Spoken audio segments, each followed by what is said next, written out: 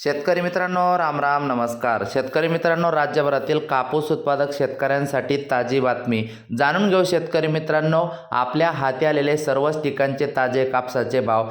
त्याचबरोबर शेतकरी मित्रांनो, या व्हिडिओच्या माध्यमातून जळगाव जिल्ह्यातून कापूस उत्पादक शेतकऱ्यांसाठी एक बातमी आलेली आहे. ती बातमी सुद्धा आपण बघणार आहोत. तर अवश्य व्हिडिओ शेवटपर्यंत बघा.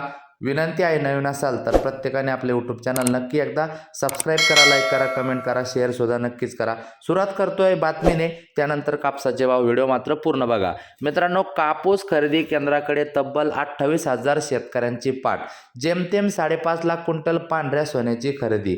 आर्थिक कोंडीच. मित्रांनो, सद्यस्थितीचा विचार जर केला तर जळगाव गेल्या वर्षीच्या हंगामातील कापसाची विक्री करण्यासाठी 52,561 उत्पादकांनी नोंदणी केली होती. हंगाम आटोपत झाला असताना केवळ 23,809 शेतकऱ्यांनी 5.5 लाख क्विंटल कापसाची मोजणी केल्याचे स्पष्ट झाले आहे. त्यामुळे कापसाच्या चढत्या बाजारामुळे शेतकऱ्यांनी यंदा खरेदी केंद्रांना पाठ दाखवल्याचे स्पष्ट झाले आहे. CCIने कापसाची खरेदीची प्रक्रिया उशिराने राबवली तरीही 52,561 शेतकऱ्यांनी कसरत करून नोंदणी केली. यापैकी 23,809 उत्पादकांच्या कापसाचा खरेदी झाली.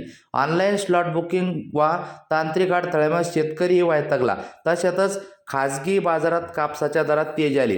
त्यामुळे नोंदणी केलेल्या असताना 28,000 शेतकऱ्यांनी खरेदी केंद्राकडे पाठ केलेली आहे. मित्रांनो, बोदवड आणि चोपड्याचा उच्चांक. बोदवड केंद्रात 3,513 उत्पादकांपैकी 3,491 शेतकऱ्यांचा 87,543 क्विंटल, चोपडा केंद्रात 4,100 पैकी 3,135 कापूस उत्पादकांचा 71,247 क्विंटल, तर पाचोरा येथे 2,960 शेतकऱ्यांच्या 61,469 क्विंटल कापसाची खरेदी पूर्ण झाली आहे. त्यामुळे या 3 केंद्रावर सर्वाधिक कापसाची खरेदी झाली आहे. आर्थिक कोंडीच. जिल्ह्यात सरासरी 5.5 ते 6 लाख हेक्टर क्षेत्रात कापसाची लागवड होती. अतिवृष्टी पूरस्थितीमुळे अनेक ठिकाणी कपाशी पिकाचे मोठ्या प्रमाणावर नुकसान झाल्याचे आपल्याला सगळ्याला चित्र बघायला मिळत आहे. मित्रांनो, आता वळूया ताज्या कापसाच्या भावाकडे. तुमच्याकडे काय भाव चालू ते सुद्धा नक्की कमेंट करा. मित्रांनो, भिवापूर या ठिकाणी लांब स्टेपल 7,660 रुपयापर्यंत कापसाला भाव मिळताना दिसत आहे.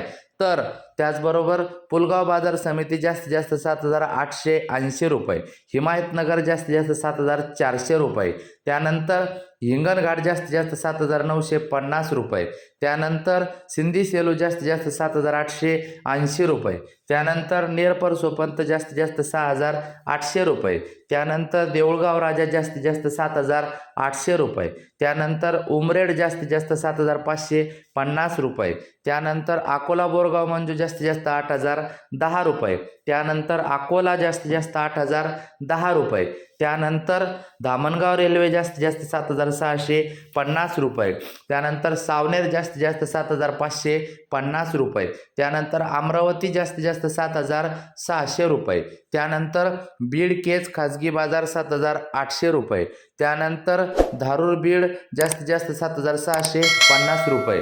भेटूया पुढे. जाताना नक्की लाईक, सबस्क्राईब, शेअर करा. धन्यवाद.